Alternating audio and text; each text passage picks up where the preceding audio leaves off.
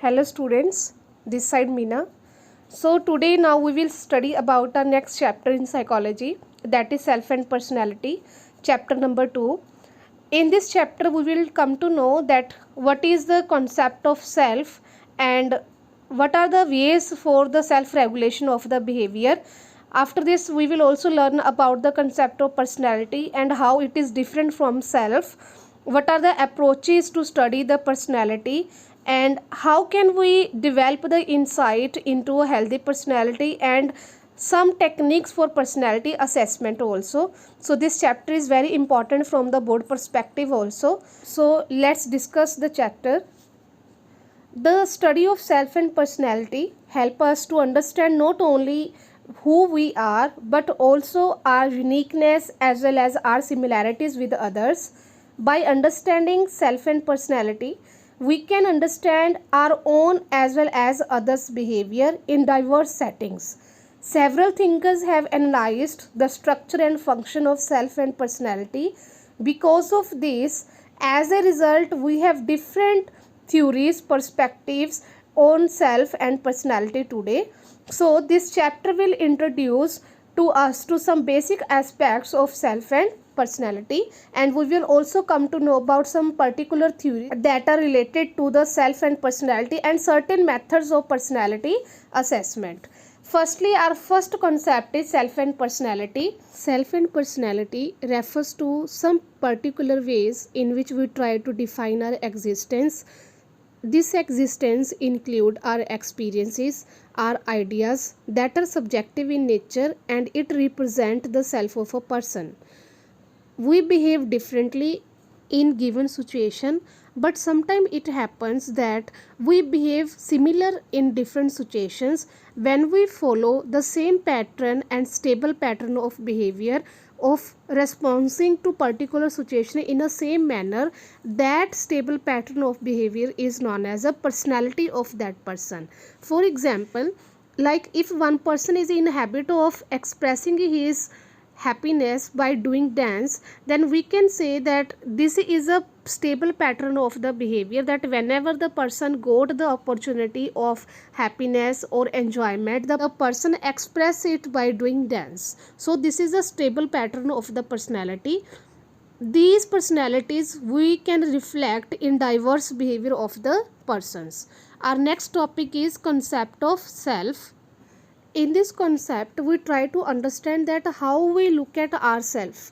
Okay, like you are in this age that you can describe about yourself, that who you are and what is your goal in your life and what are your plans to achieve that your goals. When we are in our childhood days, then we are not able to express ourselves. So with the passage of time, when we got some recognition about our own ideas, our experiences, so we come to know about the surroundings also, how we are different from the another person, and it help us to aware about our own opinions and experiences. Like we can take the example that we come to know that how the chair is different from the table in our room. In the same way, we come to know that how we are different from the another person who is around us.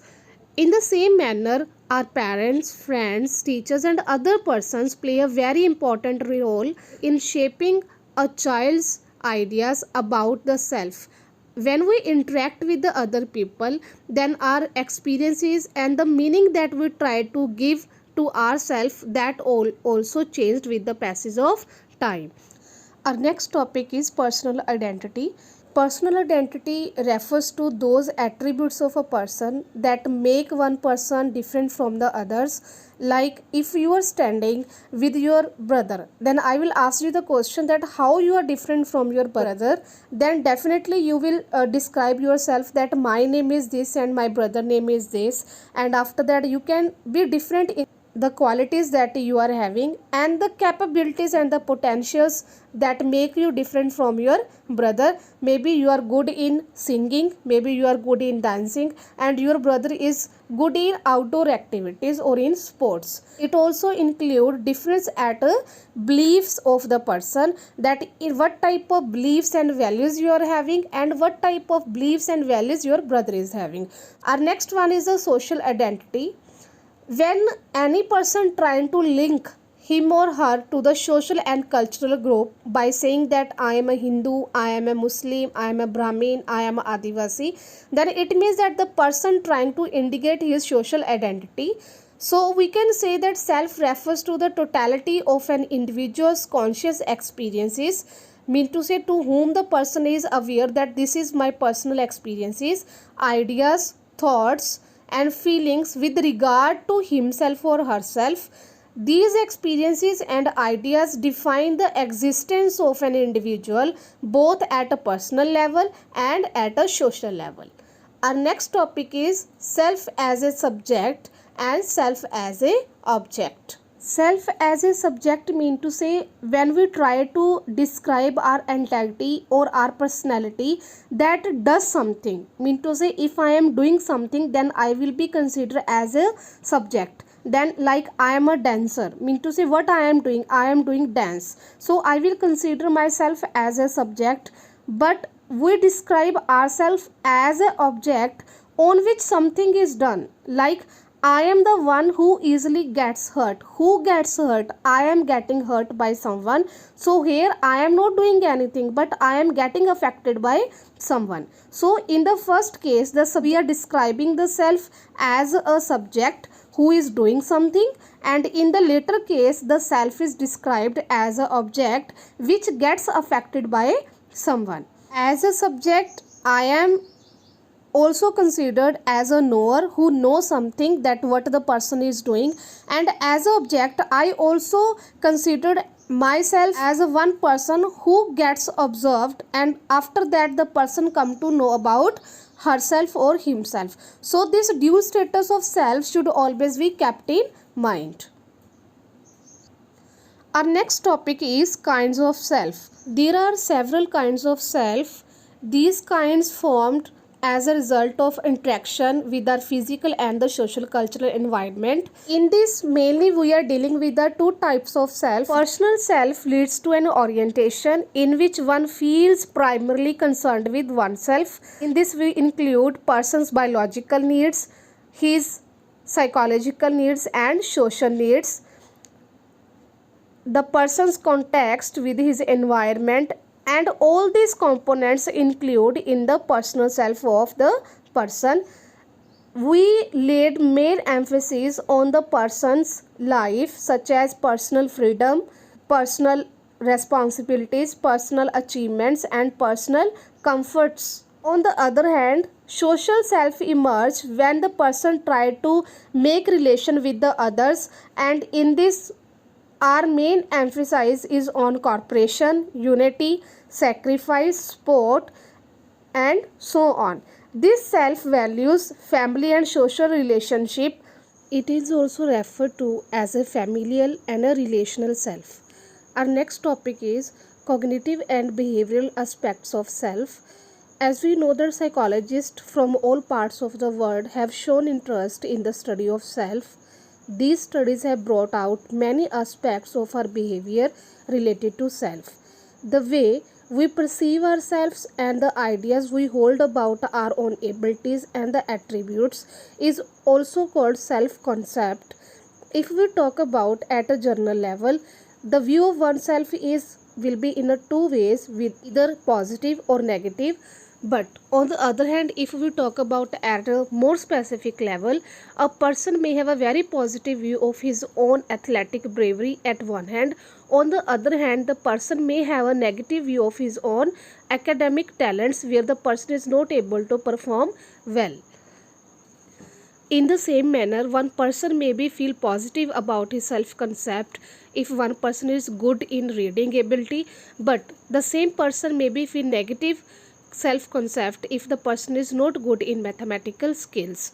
This process that individual should know about his self-concept is not an easy task. For this we use so many methods. In this, firstly, our mostly frequently method is asking the person about herself or himself.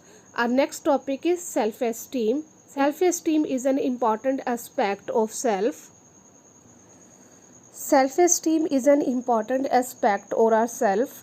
As a person, we always make some type of judgments about our own values and worth, that where we are standing and where we see ourselves.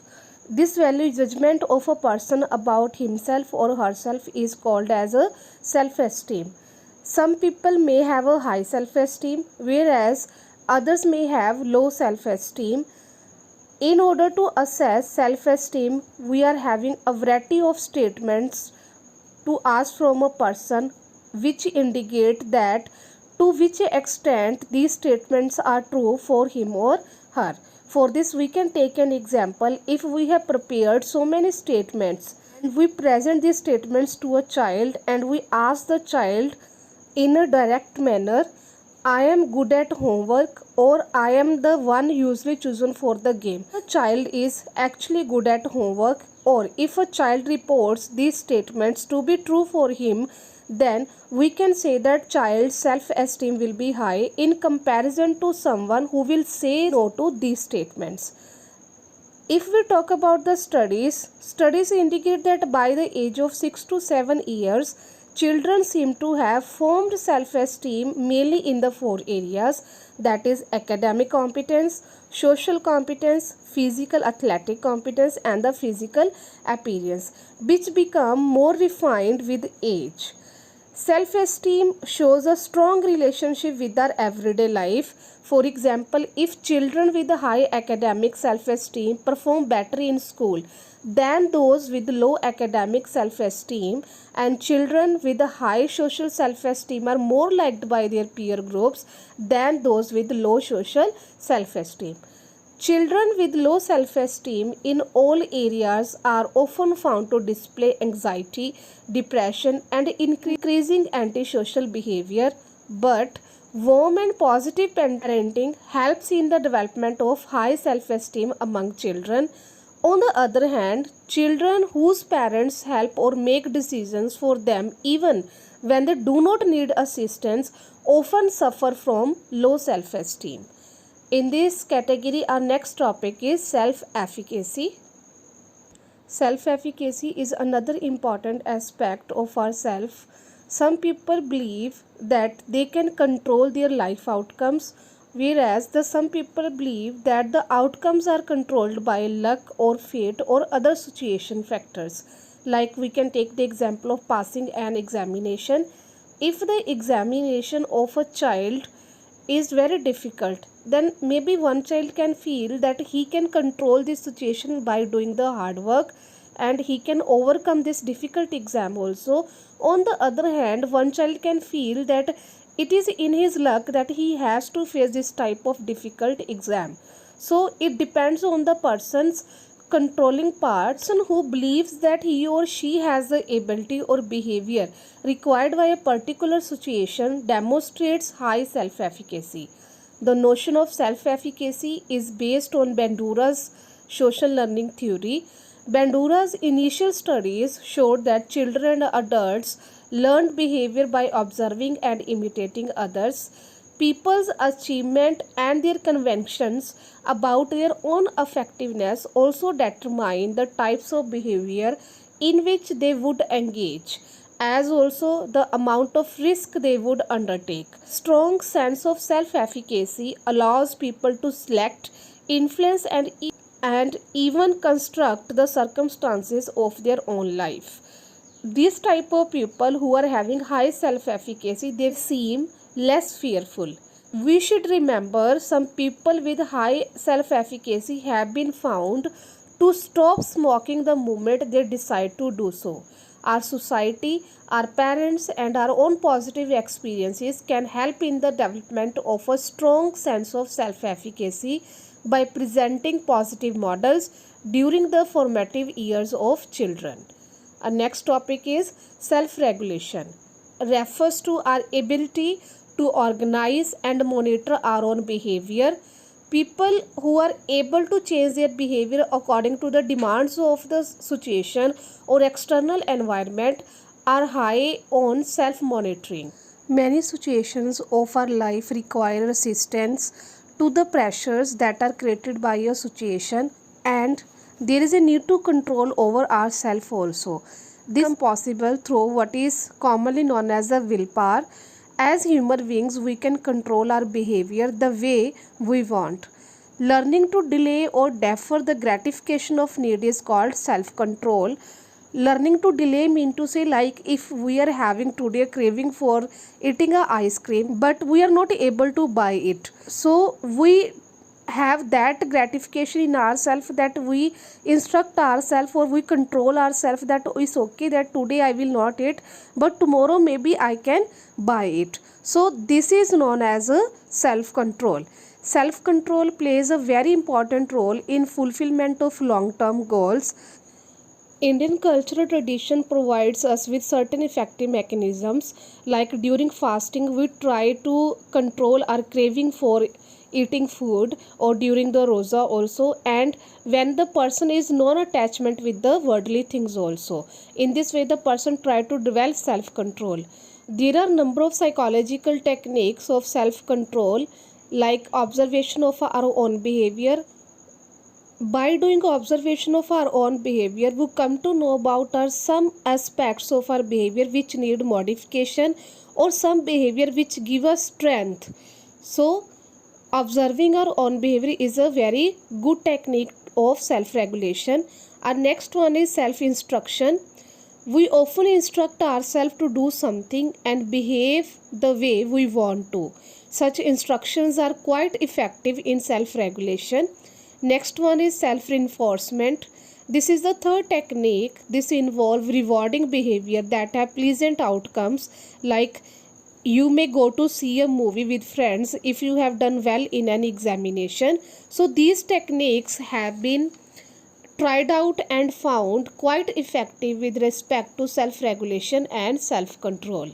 Our next topic is culture and self. Several aspects of self linked to the characteristics features of the culture in which an individual lives. Indian cultural context reveals a number of important features that are distinct from those found in the Western cultural context.